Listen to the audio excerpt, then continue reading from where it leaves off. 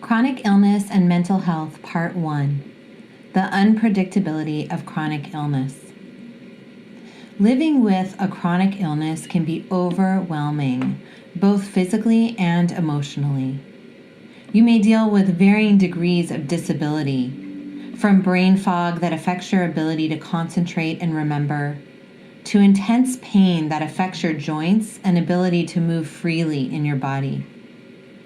You may even have wandering symptoms, which means that you experience different symptoms from day to day or week to week, and are never sure what to expect from your body. Sometimes symptoms might even be vague and hard to describe. Even though you know something is off in your body, you're not experiencing the vitality you once did. When your body is in pain or compromised in some way, it can be physically draining. Your immune system may be working hard to try to keep up, and physical exhaustion or just plain feeling sluggish is a common experience. After a while, this tends to take an emotional toll.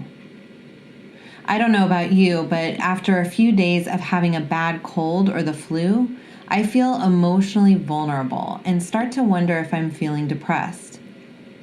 This is because when we are sick, our bodies adopt the posture and functioning of someone whose mental health is compromised. You may hunch over, need to rest in bed often, find daily tasks more difficult, or find yourself zoning out and unable to focus.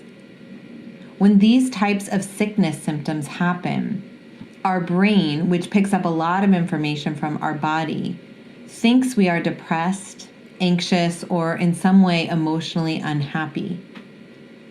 It can become a struggle to maintain a balanced mood when your body is working against it. If this is you, don't despair. There is help for those living with chronic illness, and improving your quality of life is within reach. First, we'll look at reasons chronic illness is difficult to cope with. The more you understand, the better equipped you will be to handle the problem. Then we will jump into coping strategies to increase your sense of well-being and quality of life. Unpredictability. If you suffer from an illness that causes your symptoms to change and rotate, you are no stranger to unpredictability. There is nothing more frustrating than not knowing how you will physically feel when you wake up in the morning, not knowing how this will affect your ability to engage during the day ahead. For example, some people experience joint or muscle pain that comes and goes in varying intensities. On some days, they are able to walk and hike, but on others, walking from the parking lot to a restaurant is painful, and this affects their ability to make plans with friends and loved ones. Imagine hearing of a concert you would love to attend and then not knowing whether you will be able to walk to your seat or stand and enjoy the music. The unpredictability of symptoms makes it nearly impossible to plan ahead. Your social life may suffer, and relationships can take a toll if you repeatedly cancel plans at the last minute because of unforeseen physical symptoms. Even clothing can be a problem for some. Clothes can fit one week and then become tight and pinching the next due to swelling and bloating, or they can become loose and hanging because of unwanted weight loss. You may have to continually ask yourself questions that healthy people do not give a second thought. Will walking or standing be so painful that you must think ahead to make sure you can park close enough wherever you travel? Are you able to fit into and wear comfortable clothes, or will finding something that fits be an added task and stressor? Will you be able to focus at work and engage in a meeting, or forget what you wanted to contribute and not be able to participate articulately? Are you tired and counting the hours until you can rest again? Being unable to predict how your body will feel or function from day to day adds the unwanted burden of thinking through everything you do.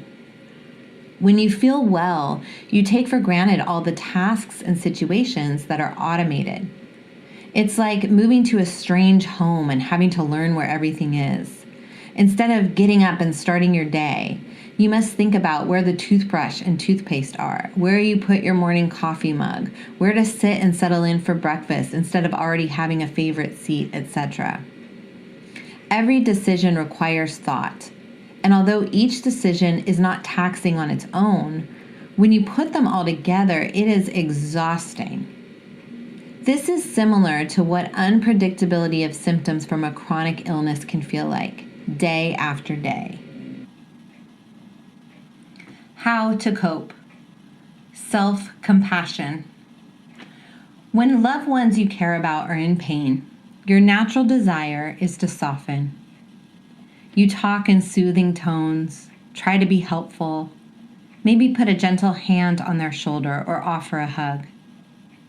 You instinctively understand that being caring is what is needed when someone is struggling. However, most of us often don't apply this same understanding to ourselves. When you are having a tough time, do you respond by telling yourself to buck up and push through, not wanting to ask for help, while berating yourself for having a challenging time in the first place? If so, you are not alone. Self-criticism is rampant in our world. And this is unfortunate because not only does this make pain more difficult to tolerate, it also often slows our progress and prevents clear problem solving. If you'd like to understand this better, try this exercise. Take out a pen and paper and write down some of the things that you say to yourself when you are not being kind.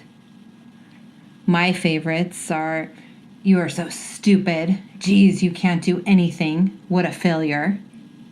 You are so ugly. You should be ashamed. Just look at you."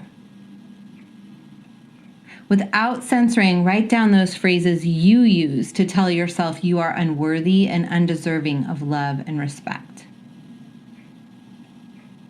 When you're done, close your eyes and imagine a chair in front of you.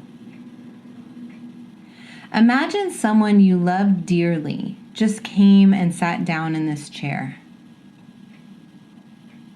Try to picture this person vividly and feel the sense of love and gratitude you have for this person well up inside of you. Now, tell the person the phrases you use to berate yourself, but direct the words toward your loved one. If you tell yourself you are a failure, say to your loved one that he or she is a failure. Use the tone and emphasis you use toward yourself and don't hold back. Imagine your loved one receiving your words and watch their reaction. What happens? How do they feel? How do you feel? I tried this exercise in a workshop once and I couldn't get past the first few words.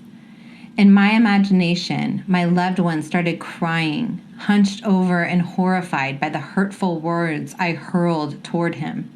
I couldn't even go on. Now, imagine this is what you have been doing to yourself. When illness happens, you are compromised. You cannot function at 100% and perform as you do when you are feeling healthy. When you are in this state, you need compassion more than ever. It does not make sense to kick yourself when you are down. That only puts you in more pain, and you feel greater defeat and inability to cope. Replacing self-criticism with a compassionate gesture or words can soften the blow, allow you to release the pressure valve, and help you gain the strength and confidence to cope. Imagine not being able to concentrate or perform as well as you would like, and rather than saying the words you previously identified, instead, you place a soft hand over your heart, or gently hold your other hand and say something sweet, such as, "Oh, sweetheart, I'm so sorry you're suffering in this moment." Sound awkward? That's a sign you need some practice. Dr. Kristen Neff developed mindful self-compassion, a set of skills to practice changing your harsh self-stance to one of love, gentleness, understanding, and, of course, compassion. On her website, she generously provides guided meditations and suggested practices. If you would like to learn more, check out her offerings and start gently practicing. selfcompassion.org. Also, listen to my guided meditation on feeling supported and connected at the end of this article. Clear, unapologetic communication. When you are compromised by illness, it is a common experience to feel shame.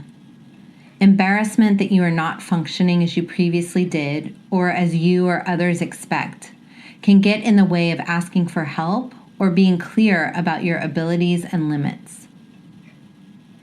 I have a friend who, unbeknownst to me, was suffering from a severe autoimmune disorder. For a while, I experienced her as rigid, demanding, and defensive, and did not want to spend much time around her as a result.